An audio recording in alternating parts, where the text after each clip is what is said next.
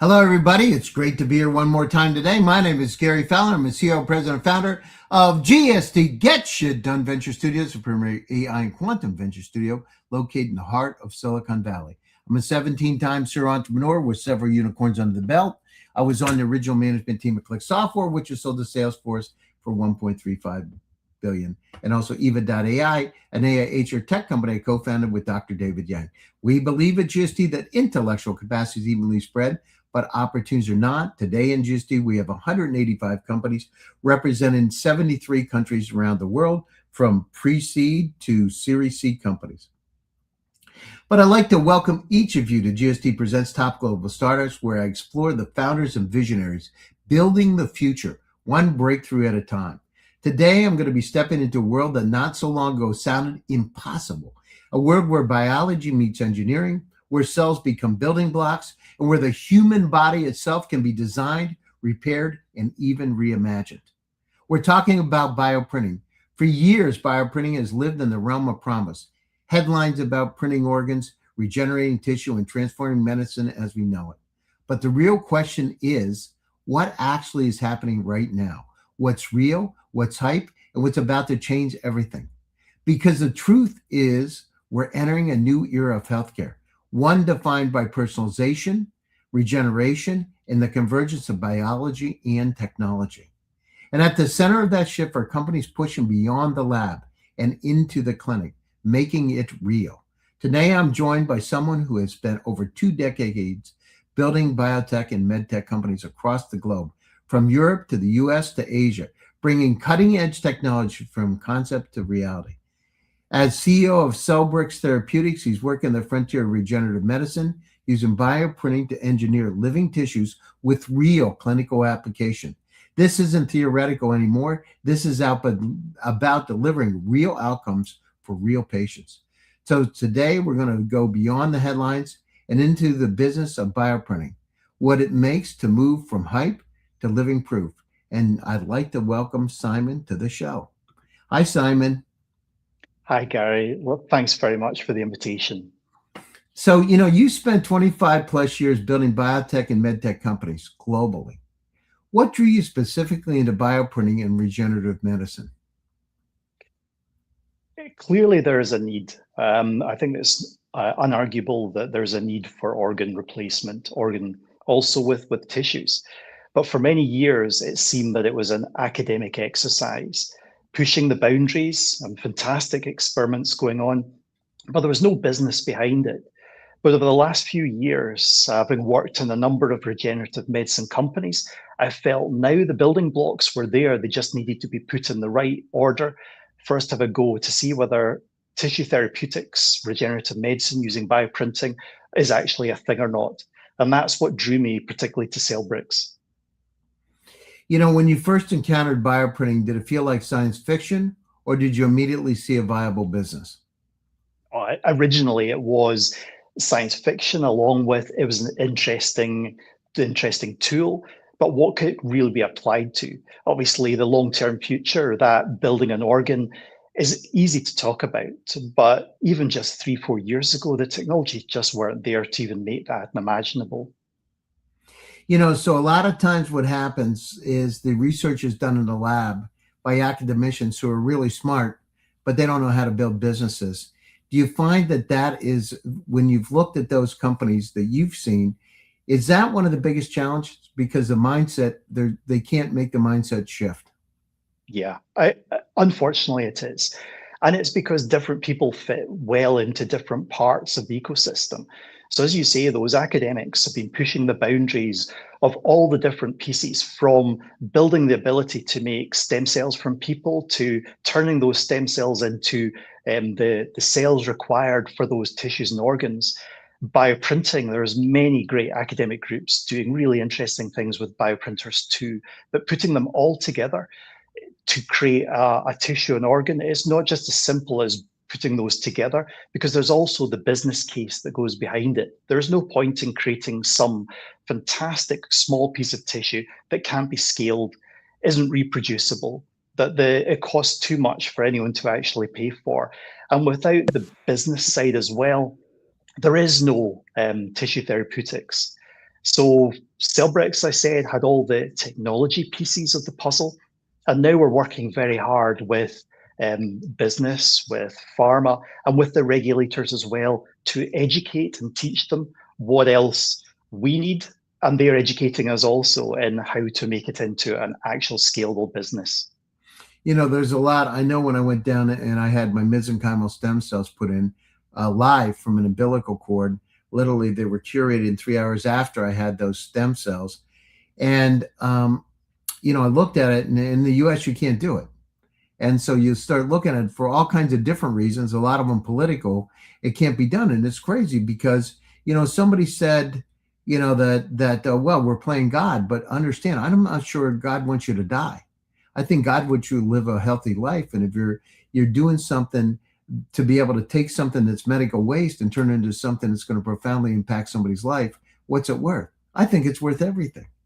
And what Yeah. you're doing is changing somebody's life. You're giving them hope, Simon. You're giving them hope to be able to live. And, a friend of mine had a kidney transplant, and to be able to bioprint organs, to be able to help them to live longer, better quality lives. It's hard to getting, there's one thing needing it. There's another one finding a suitable donor. But if you can do that hyper personalized in a way that's based on their cell structure, so it ain't going to be rejected, it's their kidney.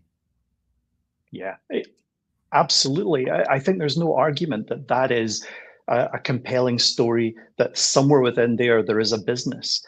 But we need all these things to align. And at the other end, where does the money come from?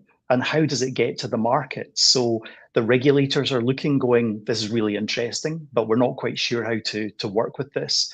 And then the people that are particularly good at getting that to market, the pharma companies out there are looking, going, this is really interesting, but it seems quite risky. Let's just see people get further and further before we Well, I consider mean, taking and it on. maybe they don't want it to happen too, because some of these businesses are a lot of money. If you got dialysis machines, that's a subscription model that people have to come in a couple times a week. They're making a lot of money on it. Why would they want you to get your own kidney, for instance? So you got to think about, there's other reasons behind it. And what we got to do is have breakthroughs, just like what you're doing, to be able to change the world. Because, we look at it, and the good news is these tools, the AI tools that are out there, are at such a level already today, they can guide you into the things that need to be done. So it's not before, where there's a lot of clouded mystery. You can be pointed in the direction of, hey, listen, I need a kidney. Here's somebody who can do it. What's it going to cost? Let's do it, instead of wasting their time and money. It's crazy, actually. Yeah, absolutely. And that's why I think always happy to talk to people who bring these other views in, because there is still, in order to get the spaceship effectively to Mars, we need lots of different skills, different technologies, and that attitude of we believe and can do to get there. And I think in the last 2 to 3 years, I start to feel that that's getting more and more. We're getting closer to that particular point. We're not quite there yet, but we are working on it. Yeah, I mean, the thing is that, it's kind of funny because we go down through and we talk about traveling, so it's not just traveling, right? So I had one of the guys that worked in the lab at Harvard with Avi Loeb, who's the 3I Atlas. I had him on the show, and you start looking at it. Well, it's not just taking a spaceship; it's transdimensional travel. It's traveling through wormholes, all kinds of different ways that we can do things. You got to think differently, like my friend Steve Jobs did. People said, "Oh, nobody's going to buy a phone like that connects all these things together, that has the music, etc." But now, you know, virtually Yeah. that's the model. It's not the model with the rim and the keyboard. It changed. But there has to be those people, those rebels out there that can go down through, and they're pushing through with a persistence to show you, listen, this is a possibility. And your thing is, it's pretty binary. If you're gonna don't do it, you're gonna die. Well, who's gonna say no? Yeah, that, as I said, there's clear need, and there is that small incremental stepwise approach, which I think many people are doing.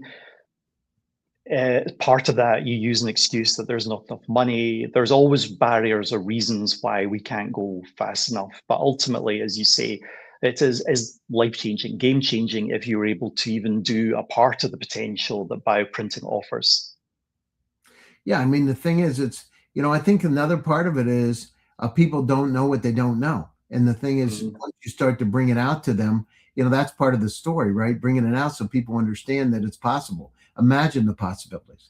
And then there's people that are in those circumstances, and I deal with a lot of ultra high net worth families that have money to be able to do all kinds of things, right? And for them, actually, they could probably pay themselves to get it done just to be able to, I spoke to somebody that's got about $50 billion a couple of weeks ago, and we had a conversation. And, he said, "Oh, that costs a lot of money. I've had the stem cell replacement, full body stem cells. It costs a lot of money." And I said, "Well, how much money do you have?" He said, "Well, about $50 billion." And I said, "Well, if somebody told you we're going to die in a month or you could live another 10 years, how much would it be worth?" You know what he said to me, Simon? "Everything I have." Yeah. Yeah. Seriously, people don't get it. Money doesn't matter if you're dead. That's the thing. If you're dead, it doesn't matter. So when you're 6 foot under and you're going down there laying under dirt, it ain't going to matter. So the thing is, why not take care of it while you're alive? Why not live to 150 years old? When you look at it, you're part of an integrated approach to living to 150. That's it. And that part, remember we said the Gestalt is some of the parts of the whole, but that's part of the equation to live longer. So if I can go down through and bioprint my organs, and I use stem cells to go into the neurons and synapses across the blood-brain barrier to be able to help me cognitively, all of a sudden I'm sharp and I don't have fog, and I've got organs, and oh, by the way, my heart, my liver, my kidney are enhanced because the damaged cells are being repaired or the inflammation goes down. Everything changes. And we don't get it. Let's take an integrated approach, not personalized, but hyper-personalized approach to medicine to be able to help us to exceed our dreams. People want to live to see their children and their grandchildren and see them flourish, but we have that possibility today, and it's in our hands, but we have to grab it, right? And it's before it used to be a pipe dream because you never knew where those academics were that had those sciences to be able to pull it out and turn it into something that can change lives. Yeah, absolutely. I think 4, 5, 6 years ago, these were just interesting observations. Everything, as you say, well from stem cells, great potential, but what can you actually do? Is there any evidence that it really works in the clinic? Does a patient feel better? Today, stem cells certainly have moved a long way. Bioprinting, we're not there yet. I mean, there are still these barriers, or a lot of it is just time and finance. We've got smart people. There are a number of companies out there that are all pushing the boundaries, using their own specific technologies. I think there's more than enough space for us all, but the potential is just enormous. And I think 3, 4, 5 years ago, it seemed, even to me, is it really possible? There's definitely the hype part, and being a professional scientist, you tend to go the other way and say, yeah, give me the proof. I think it does require people to be able to look beyond that and believe that this is possible. And again, I'm very lucky here at Cellbricks that we have a team of people who all believe. I think team is everything for me for teams to run through walls. And we can see what we need to do. We have great ideas. And so within these next few years, I do believe that this will become reality. I think there is always the hype, and there's that fine line you play when you are you're a small company or looking for money. It's very tempting to get led down a path to overpromise, underdeliver. And this again is part of that art of storytelling, which I think platforms like this, to explain to people that this is a real thing. It isn't all just science fiction. Tissue therapeutics, as we call it, is a real thing. They will be starting to go into humans in some form of clinical study in different parts of the world within the next year or two. We are making this thing happen, but the bigger picture, that requires that vision and that will from people outside of the academic science world to make it really happen. Well, once they understand the power of it, right? They have a grandparent or a parent that goes through it themselves where they have the challenge. All of a sudden, you internalize it and it becomes real. And part of it is getting the word out. I remember that course at Stanford in storytelling 90% of building the unicorn is not the product, it's the storytelling. Whoever can master paint pictures with words wins. And most people don't get it. They think about it's not that the product itself will sell, rarely does it. It's about whether or not you can take it and paint pictures with words to get people to buy into it and really support it. Because, in psychology, we call it the Pygmalion effect, the self-fulfilling prophecy. You become what you believe you are, right? And that's it. There was a study done by Terman at Stanford where they took two groups of kids and they were exactly the same IQ. They said one was gifted and one wasn't, and one were normal. They actually did a longitudinal long-range study, and they found out the ones that they said were gifted became gifted.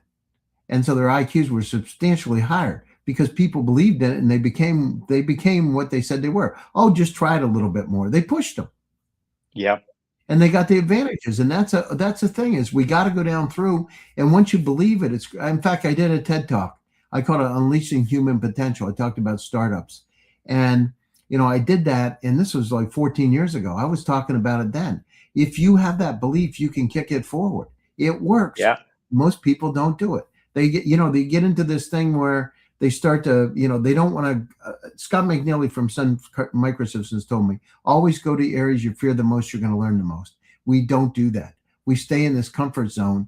Oh, we're going to, I'm going to have breakfast. I'll go to the office. I'll go home. I'll watch TV. I'll go to bed. I'll get up in the morning. Then on the weekend, I'll do this. I'll go to a museum, whatever. But you got to think out of the box. Just do a little bit more. Marginal amount more changes everything. Well, you bring up another fascinating topic there, and that is about it's not just the science, it's the people as well. And again, here, as I said before, I'm incredibly lucky with the team because they don't doubt we're going to be successful. And for that, even though nothing goes according to plan, the team just keep running through those walls. It needs the guidance because it's very easy to become spread too thin or to run down the wrong direction. And that's back to the science is hard, but there's that business side of things that also is hard, and it all needs to come together. But people is everything, and belief in making that happen is, again, what makes a difference between us being an interesting scientific article that's published and somebody getting that organ. Well, that's it. I mean, the interesting scientific article doesn't bring it home where people feel it. They feel it when somebody's gone down through and done it, and you start having examples. I'll tell you this. What happened to me? When Christopher Reeves had his injury in his spine, he started talking about stem cells. I never forget about it because I logged it. And then Mel Gibson was on Joe Rogan and talked about his father, who went down to the Life Institute in Panama, I believe, and had stem cells done, and he had a heart attack, and everything changed for him. And once you have people that have done something and there's a real case, then everything starts to change, and they start to believe in their heart and soul. Yeah. And that's it. And we got to go down through. And as I said, it's like a Ferrari in the garage. It's one thing to keep your Ferrari in the garage. It's another thing to drive in the neighborhood. But the more important thing is win Formula One. What do you need? You need a great team. You need the right brakes. You need the right transmission, right engine. You need the right aerodynamics. If somebody's won the race a few times, they can say, listen, watch that corner. There's a little oil on it. Or they can help with sponsors because people trust them and they believe in them. It's all about trust and credibility. Yeah. Also the bravery, I think, because what you're saying, the looking at the oil around the corner, comes from having been there and done that.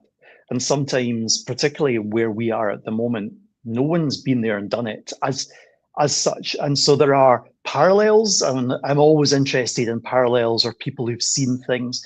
But a lot of what we do, we just don't know what's going to happen next. We don't know what will work and what won't work. And there are technical, engineering technical, there are biology and chemistry challenges, regulatory challenges, manufacturing challenges that all fit here. And I think for me, it's finding those people who've been someplace that can maybe see it in a slightly different way, and that, help us take what are the wins, what are the smart approaches. And I don't think anyone really knows, but the more people you gather in your team when you're doing this, and I guess it brings it to the Formula One team, the more smart people you've got on your side, more chances we have we're going to win. Yeah, and So I if you totally get what you're saying. have people that have won the race a few times, it makes it a whole lot easier, right? Yeah. To be able to win the race because they can go down through and say, hey, listen, take that corner this way, take this corner that way. And oh, by the way, here's five sponsors that are interested that I know, and they're interested in deal and the story, right? Is one thing of talking about Formula One, but when you build the story around your car and your team, all of a sudden that changes. It's like Anna Kournikova in tennis. Remember, Anna Kournikova wasn't the best tennis player in the world, but she made more money than anybody else. She had a really good story to tell, and she, so you go down through, and she wasn't in that many finals, but all of a sudden she was making more money. Why? It's a story. Yeah, interesting.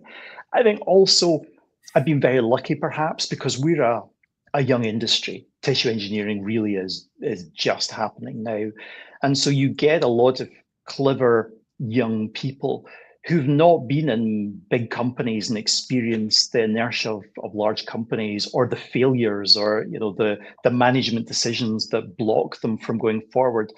So I am incredibly lucky because I benefit from the fact that they don't know any different to we just keep working hard and be successful. So I've lucked out because I've got a good team who don't know any different to we're going to win. It does put a lot of pressure on me too, though, because I've got to deliver from the top end too, which is why always looking for those interesting points of view that might help us give us that edge.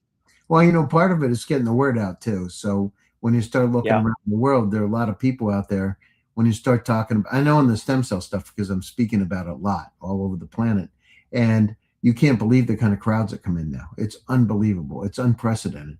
You'll get thousands of people that want to come in and hear the story. And I'm not selling methylene blue or trying to sell anything. I'm just out there telling my own personal story about what happened with me and why these things are life changing. They change everything. And nobody wants to die. You're suicidal. And it's like, hello.